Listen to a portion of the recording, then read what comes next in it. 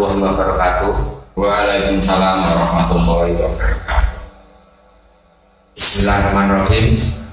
Alhamdulillah, berjumpa lagi dengan kami dalam sesi 3.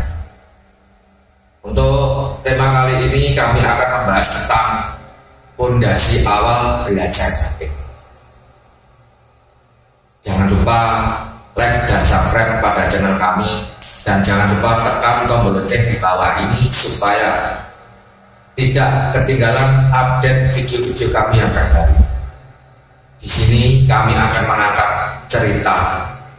Tetangga saya mempunyai seorang anak yang masih balita dan masih belum bisa berjalan.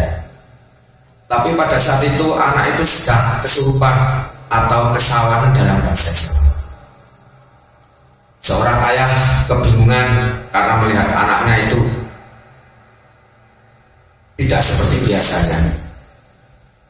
Akhirnya seorang ayah berinisiatif untuk membacakan ayat-ayat suci Al-Quran.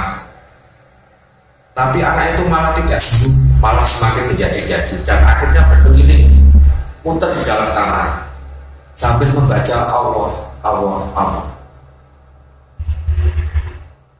Dan ayahnya semakin panik melihat anaknya tidak semakin ciuman, malah semakin menjadi-jadi. Akhirnya bapaknya mengundang seorang pintar untuk dimintai bantuan menyembuhkan anaknya yang sedang kesulitan. Terus cerita yang kedua, ada orang yang sedang berzikir, tapi semakin lama malah keluar bau yang sangat busuk, dan semakin lama semakin menyenangkan, hingga orang itu tidak tahan dan beranjak meninggalkan tempat zikir. Tapi bau tersebut masih tetap mengikuti meskipun tetap berzikir, dan bau itu semakin menempel di sela-sela. Dari dua fakta tersebut, banyak orang yang kebingungan kenapa hal tersebut kok bisa terjadi. Alhamdulillah, terima kasih. Yang pertama, dari cerita tersebut kita bisa tangkap bahwasanya itu sangat banyak terjadi.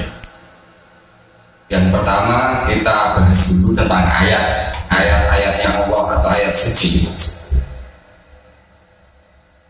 Ayat suci ketika hanya dibaca tanpa mengenal kebenaran dari ayat suci tersebut, apa yang terjadi? Sesungguhnya tidak ada apa-apa. Tidak ada bobotnya, tidak ada cahayanya, dan tidak ada efek sama sekali. Jadi tidak ada efek, sama sekali tidak ada efek. Hingga yang terjadi apa? Di selingkungan kita, di balik dunia nyata ini, ada makhluk-makhluk yang mengintai kita. Supaya apa? Supaya kita tidak lagi mampu lebih mengenal Tuhan. Kenapa makhluk itu mengintai kok pada saat ada orang yang sedang membaca lafaznya Allah? Sebetulnya begini, syaitan, iblis, dan lain sebagainya itu mengintainya tidak hanya pada waktu itu saja. Di setiap kita kondisi kita lemah, lengah, maka kita akan disusupi, akan berusaha dijauhkan dengan yang namanya ketuhanan. Terutama permasalahan-permasalahan yang membawa beban tersendiri, termasuk anak. Ini kan beban tersendiri ya, atau sangat-sangat membebani orang tuanya.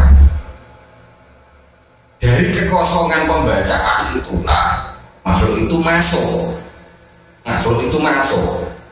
Bukankah jin itu semuanya hebat membaca Quran, membaca lafalnya? Bukan hanya kita saja manusia, tetapi jin itu pun bisa. Dia ingin unjuk gigi. Ada makhluk jin yang memang muslim, ada makhluk jin yang memang ingin mengendalikan manusia supaya manusia percaya.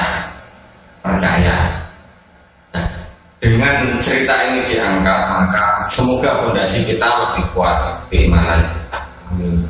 Jadi ketika poin pertama adalah pembacaan saja tidak ada bobotnya, tidak ada manfaatnya, tidak ada efeknya, itu sudah kosong, sudah tidak bercahaya atau berilmu. Sedangkan yang paling ditakuti dari makhluk-makhluk itu hanya satu, cahaya. Bagaimana menimbulkan cahaya? Itu yang jadi tanda tanya. Nanti bisa kita buat di video yang lain. Tapi ini membahasnya adalah tentang fenomena fakta ini. Terus ini untuk menguatkan fondasi, kita berusaha mencari seorang yang ahli untuk kita bisa memiliki fondasi yang kuat, fondasi kuat. Jadi intinya adalah tidak kosong dalam membaca. Malah sama seperti orang membaca buku-buku yang lain. Iya, sama seperti anak kecil belajar membaca. Ya itu kan tidak ada efek. Jadi ya akhirnya sudah terpatahkanlah sisi keimanan dari orang tuanya hingga dari cerita tersebut kan larinya ke orang pintar. Apakah orang pintar itu kita lihat perilakunya baik atau dia itu orang yang benar-benar beriman, atau malah sekadar pemuja makhluk, pemuja ilmu, atau pemuja kedunia. Jadi titik berat dari pertanyaan yang pertama tadi atau fakta yang pertama adalah pembacaan yang berbobot. Untuk fakta yang kedua adalah mengenai orang laku atau seseorang yang memiliki tujuan tertentu dalam membaca. Jadi yang menjadi titik poinnya adalah satu, tujuan dari amalan. Yang kedua, kepercayaan yang salah atau iman yang salah, tidak mengenal Tuhannya.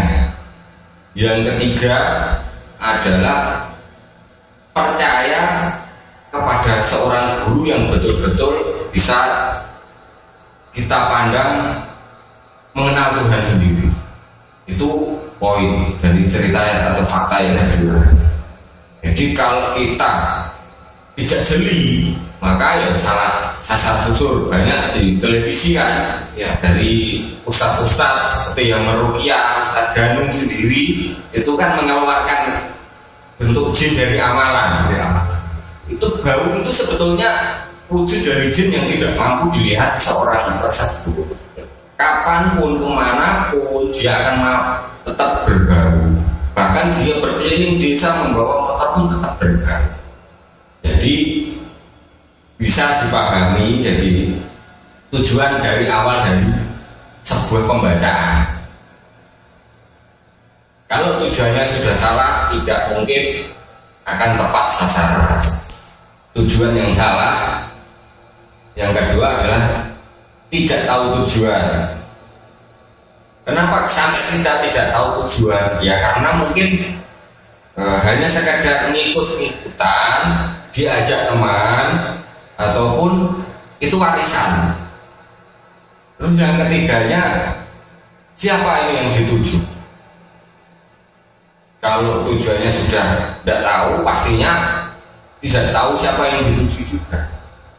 Sampai kemana pun kita tidak tahu. Jadi akhirnya yang masuk adalah makhluk dimensi gaib yang sudah senantiasa dekat dengan kita dari awal, ingin menjerumuskan kita dari keimanan yang sebenarnya. Ini mau diperjelas Ya. Yang sedang kesurupan ini sudah kan dibacakan ayat-ayat suci. Ya. Ayat yang sangat diagungkan oleh para manusia. Ya. Tetapi kok salahnya tidak hilang. Saya itu sangat kebingungan dan sangat bertentangan dengan hati saya. Seharusnya kan setelah dibayarkan kalimat-kalimat suci kan seharusnya kan sembuh. Ya. Kenapa kok? Itu betul sekali. Tapi kembali lagi seperti ini, Pak. Setiap manusia itu memiliki fase atau tingkatan. Yang pertama, pembelajaran mengenai pembacaan. Pembacaan saja sudah kosong. Itu berbeda dengan para wali untuk satu kali pembacaan, titik beratnya adalah kepada Tuhan langsung. Pembacaan tanpa tujuan yang jelas itulah yang menjadikan tidak sembuhnya seseorang. Nah, pondasi, kembali lagi, pondasi itu yang menjadi titik awal. Kalau pondasi sudah tidak tercapai, tidak mungkin bangunan itu bertingkat sampai ke 4 tingkat, atau syariat toriko hakikat ma'rifatnya tidak terjadi, tidak kenal sama sekali. Padahal sudah sering disebutkan awaluddin ma'rifatullah, orang yang beragama itu harus kenal dulu. Jadi tanpa kenal tidak mungkin atau mokal untuk membuang makhluk-makhluk dari dalam tubuh seseorang yang sudah kemasukan atau energi jahat atau energi negatif yang masuk.